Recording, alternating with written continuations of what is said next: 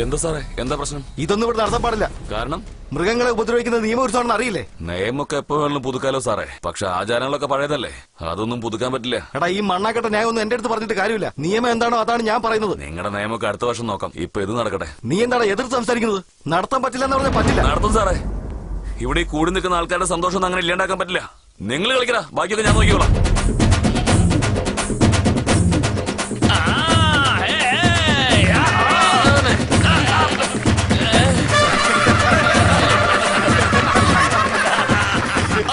മനുഷ്യനിട്ട് പണി തരുന്ന കളിയാണല്ലോ.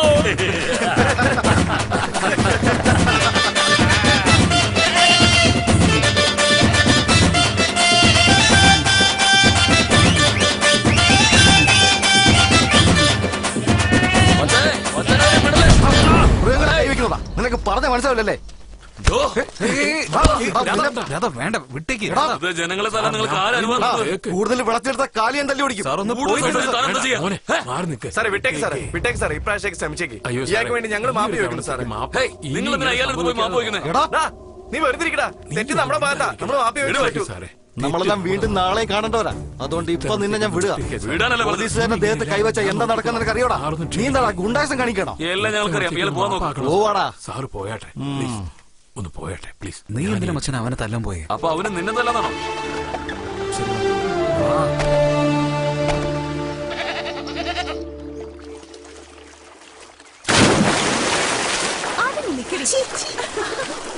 വേണ്ട, ഈ നശിച്ചവന്മാരെ കൊണ്ട് തോറ്റു. ഈ വെള്ളത്തിന് മുഴുവൻ പെയിന്റിന്റെ മണം. അല്ലെങ്കിൽ ഇവളമാരുടെ ദേഹത്ത് ചന്ദനത്തിന്റെ മണമാണല്ലോ. ഒന്ന് നിർത്തിട്ട് കുളിക്കാൻ നോക്ക്. എടാ മോനെ, ഭയങ്കര മേലുവേദന. ഇന്ന് വൈകിട്ടത്തേക്ക് വല്ലതും കിട്ടുമോ? എന്തെങ്കിലും ഒന്ന് ഏർപ്പാടാക്കോ. കളക്ഷൻ കാശ് വെച്ചിട്ട് കപ്പലാണോ വാങ്ങിക്കാൻ പോകുന്നത്? അതിന്ന് വാങ്ങിക്കാം. രാത് നമുക്ക് കപ്പയും മീനും വാങ്ങിച്ചു തരും അല്ലേ?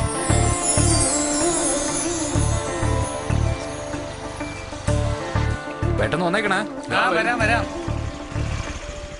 എടാ, എപ്പോഴാ പോകുന്നത്? എന്തായാലും അവരൊക്കെ വരട്ടെ. പെട്ടെന്ന് വരാൻ നോക്ക്. അതാരാ? ഞാൻ പോണ്. എന്താ കാര്യം ചോദിക്കും. പുറത്ത് വെച്ച് കാണുകയാണെങ്കിൽ നോക്കരുത്, ചിരിക്കരുത്, അങ്ങനെ പല റൂളും പറഞ്ഞിട്ടുണ്ട്. നീ എന്ത് കാണിച്ചാലും കുഴപ്പമില്ല, പോയി ചോദിക്കേ. Hello, excuse me. പുലിയുടെ വേഷം ഇട്ടുകൊണ്ട് നാട് മൊത്തം ഭിക്ഷ എടുത്ത് നടക്കുക നീ. കൊരങ്ങന്റെ വേഷം ഇട്ടൂടെ? അതായിരിക്കും ഭേദം. അടുത്ത വർഷം ആ വേഷം ഇട്ടാലോന്ന് ആലോചിക്കാണ്. അതിന് വേഷം ഇടേണ്ട ആവശ്യമൊന്നുമില്ല, ഇങ്ങനെ തന്നെ പോയി നിന്നോ. നീ ഒരിക്കലും നന്നാവില്ല. നിന്നെ പ്രേമിച്ചെന്ന് ആലോചിക്കുമ്പോ എനിക്ക് തന്നെ നാണക്കേട് തോന്നുന്നു. അല്ലെങ്കിൽ നീ നന്നാവൂല്ലോ. പുലിവേഷാണത്രേ. പോ.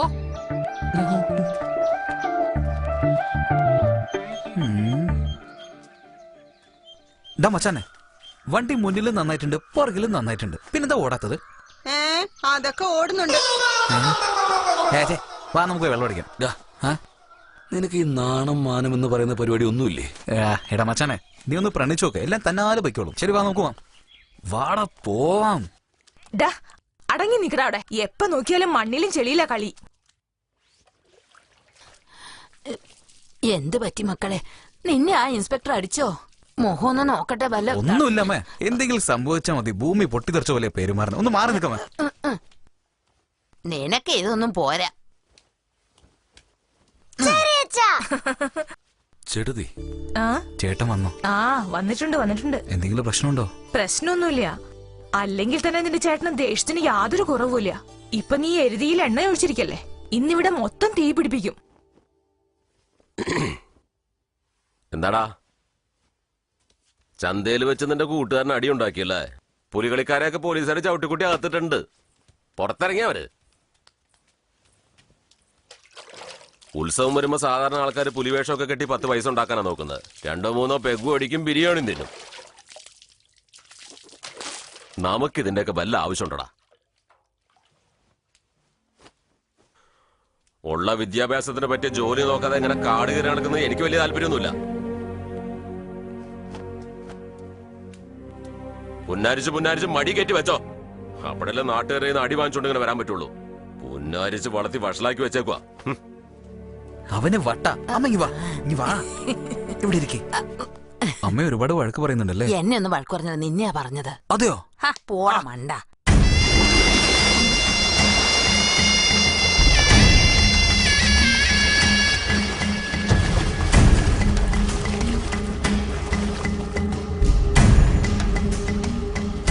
ചേട്ടാ നമസ്കാരം. എന്താടാ പണിക്ക് പോയില്ലേ? ഇല്ല ചേട്ടാ, ലീവാ.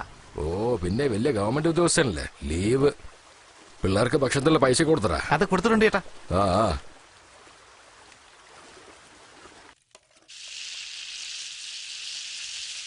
ഹായ് ആശക്കുട്ടി. എന്താ കഴിക്കുന്നേ? ഇത് നിനക്ക് ഇഷ്ടമല്ലല്ലോ. ആന്റി കഴിച്ചോട്ടെ. അമ്മേ, അമ്മയെ കണ്ടോ? ദോശ കഴിക്കാൻ സമ്മതിക്കുന്നില്ല. എടി, അവൾ ഒരു ദോശ തിന്നുന്നത് തന്നെ വളരെ കഷ്ടപ്പെട്ടിട്ടാ. അതുപോലും തിന്നാൻ വിടരുത് നീ. നമസ്കാരം ചേട്ടാ.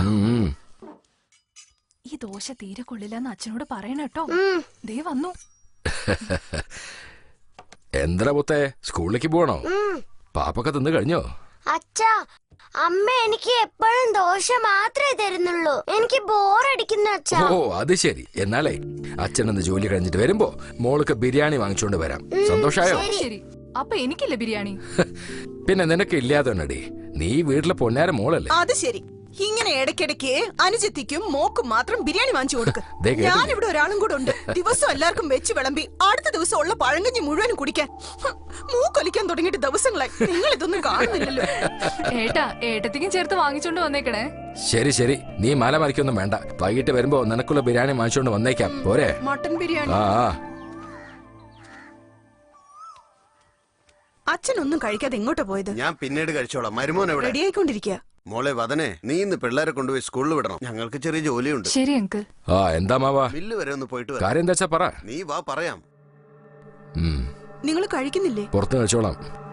കുട്ടി വണ്ടി എടുക്ക.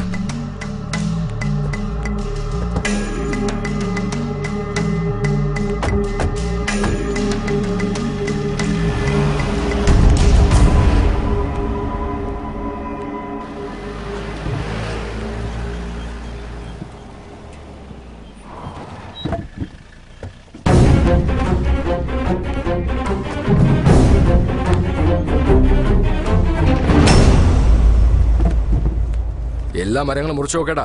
രണ്ടിലോട്ട് നോക്കി, എല്ലാം ചെതലടിച്ചതാ. ബാക്കി മരക്കോ? ബാക്കിയൊക്കെ മുറിച്ചു നോക്കിയാലേ അറിയൂ. ഈ ചേപ്പി എന്താ കാണിക്കുന്ന മാവാ? മരം നോക്കി വാങ്ങാതെ അവനെന്താ കണ്ണു കളയുന്നുണ്ടോ? 1 2 പ്രാവശ്യമാണോ? എത്ര തവണ നഷ്ടപ്പെട്ടിരിക്കുന്നത്? ചോദിക്കാൻ ചെന്ന് എന്നെ ഉപദേശിക്കാൻ തുടങ്ങും. വന്നേ, ആ സേട്ടിന് കൊടുത്ത ചെക്കെല്ലാം പാസ്സായോ? ആ കാട്ടിലൊക്കെ സേട്ടും എടുക്കണ. വണ്ടി എടുക്ക. ഒന്ന് വേഗാട്ടെ, എല്ലായിടത്തും മുകളിലിട്ടിട്ട് വേഗാട്ടെ. അതിന്റെ മാറ്റിയിട്. എടോ സേട്ടെ, താൻ മാത്രം കാലങ്ങളായിട്ട് ഇവിടെ കോടികൾ സമ്പാദിച്ചുകൊണ്ടിരിക്കണം. ഞാൻ തെരുവിൽ നിന്ന് പിച്ചെടുക്കണം, അല്ലടോ? അതെന്താ അങ്ങനെ ചോദിച്ചു കളഞ്ഞത്? എന്താ പ്രശ്നം? കാശ് മാത്രം മുൻകൂറായിട്ട് തനിക്ക് വാങ്ങാറിയല്ലോ. ലോഡ് അയക്കുമ്പോ നല്ല മരം നോക്കി തനിക്ക് അയക്കാറില്ലേ? 1.5 കോടി രൂപയ്ക്ക് ചെതലെടുത്ത മരങ്ങൾ കയറ്റി അയക്കാൻ താൻ മനുഷ്യനാണോ? അങ്ങനെയൊന്നും അല്ല രത്ന, നിനക്ക് അയച്ച ലോഡൊക്കെ നമ്പർ 1 ടീക്ക്. അപ്പോ പോണ വഴിക്ക് ചാത്തന്മാരെ വന്ന് മരമൊക്കെ മാറ്റിയതായിരിക്കും അല്ലേ, അല്ലടോ? ചേട്ടെ, ഇതിനു മുമ്പ് പല കോടി രൂപ നഷ്ടപ്പെട്ടിട്ടാ ഞങ്ങൾ ഇന്ന് ഇവിടെ വന്ന് നിൽക്കുന്നത്. ചേട്ടൊന്ന് അങ്ങോട്ട് വന്ന് നോക്ക്, അപ്പൊ മനസ്സിലാവും. എടോ ഐസൊക്കെ ഇങ്ങ് വന്നേ.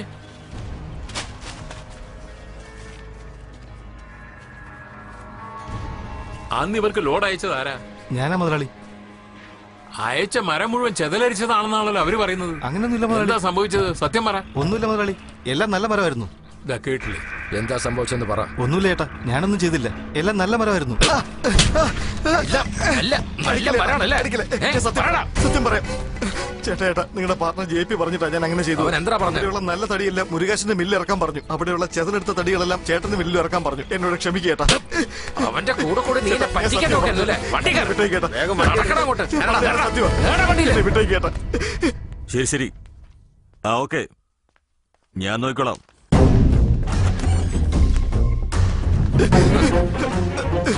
JP, എന്റെ കുടുംബത്തെ നീ തെരുവിലിറക്കാന്ന് വിചാരിച്ചു അല്ലേ? അല്ലടാ, നിന്നെ സഹായിക്കാൻ കൈക്കൂലി വാങ്ങാൻ ഇവൻ മാത്രമല്ലാതെ വേറെ ആരും ഉണ്ടടാ. നിന്നെ ഞാൻ എന്റെ പാർട്ട്ണറായിട്ടല്ല കണ്ടത്, എന്റെ ചങ്കായിട്ടാ കണ്ടിരുന്നത്. എന്നെ ചതിച്ച് പണം ഉണ്ടാക്കാനായിട്ട് നിനക്ക് എങ്ങനെ തോന്നിയടാ? എന്ത് നടന്നിട്ടാ നീ ഇങ്ങനെയൊക്കെ സംസാരിക്കുന്നത്? സേട്ടിന് നിന്റെ അളിയന്റെ ചെക്കല്ല കൊടുത്തത്, എന്റെ ചെക്ക കൊടുത്തത്. എന്റെ കാശ് അടിച്ചു മാറ്റാൻ വേണ്ടി ആ മുരുകേശൻ നിനക്ക് സഹായം അല്ലടാ. ഇങ്ങനെ പല പ്രാവശ്യം നീ എന്നെ പറ്റിച്ചാണ് കോടികൾ കൂട്ടി വെച്ചിരിക്കുന്നത്, അല്ലടാ? ചുമ്മാ റോട്ടിൽ കിടക്കുന്ന മരക്ക് വിളിച്ചോണ്ട് വന്ന് എന്നോട് പ്രശ്നം ഉണ്ടാക്കാൻ വരരുത്. എന്റെ കയ്യിൽ കോടിക്കണക്കിന് കാശുണ്ടെങ്കിലേ അത് എന്റെ കഴിവാ. എനിക്കെന്താ ഭാര്യയും മക്കളൊന്നും ഇല്ലെന്നാണ് വിചാരിച്ചേ. അതുകൊണ്ട് എന്റെ ഭാര്യയും പിള്ളേരും തെരുവിൽ പിച്ചടക്കെന്ന് വിചാരിച്ചോ നീ? രത്ന 10 കാശുണ്ടാക്കണമെങ്കിലേ പലതും ചെയ്യേണ്ടി വരും. ഇപ്പൊ എന്താ ആവശ്യത്തിനുള്ള കാശ് വാങ്ങി സ്ഥലം വിടാൻ നോക്ക്. ആരോട് എന്താ സംസാരിക്കണമെന്ന് അറിയില്ലല്ലേ? എന്നോടാണോ നിന്റെ കളി? എടാ ജെപി, കഷ്ടപ്പെട്ട് ചോര നീരാക്കി ചെയ്യുന്ന പണിയാത്. 4 കാശ് കിട്ടിക്കോട്ടെ എന്ന് വിചാരിച്ച് കൂടെ നിർത്തിയപ്പോ എന്നെ കാലുമായിരുന്നു. എന്നോട് പുറത്തു പോകാൻ പറയാൻ നീ എടാ വേലു, എടാ കള്ള കഴുവരെ, നിന്റെ ഈ ഉടായ്പം തരികടൊക്കെ നിന്റെ നാട്ടിലെടുത്താ മതി. നീ എന്റെ അടുത്ത് അഭ്യാസം എടുക്കാൻ വന്നാൽ കുത്തി കൊടല് ഞാൻ പുറത്തെടുക്കടാ. എന്റെ ഓഫീസിൽ വന്ന് എന്നെ തല്ലി നീ. ഇനി നമ്മൾ തമ്മിൽ ഒരു ബന്ധം ഉണ്ടാവില്ല. ഇന്നാ എത്രയാണെന്ന് വെച്ചെടുത്ത് സ്ഥലം കാലിയാക്കടാ. നീ ഇറങ്ങി പോവാൻ പറയുമ്പോ ഇറങ്ങി പോവാൻ നിന്റെ വീട്ടിൽ ജോലിക്കാരനല്ല ഞാൻ. നിന്നെ വെട്ടി കീറി ജയിലിലേക്ക് പോകാൻ പോലും ഞാൻ മടി കാണിക്കില്ല. വീട് മോനെ, ഇവനോടൊക്കെ ഇങ്ങനെ സംസാരിക്കുന്നത് കൊണ്ട് യാതൊരു കാര്യവുമില്ല. നീ വന്നേ. എടാ ജെ.പി., പോലീസും കോടതിയും നിയമമൊന്നും ചത്തുപോയിട്ടില്ല, ഇന്നും ജീവിച്ചിരിപ്പുണ്ട്. ഞങ്ങൾ കണ്ടോളാം. മോനെ വാ, വാ മോനെ, വന്നേ മോനെ. അയ്യോ,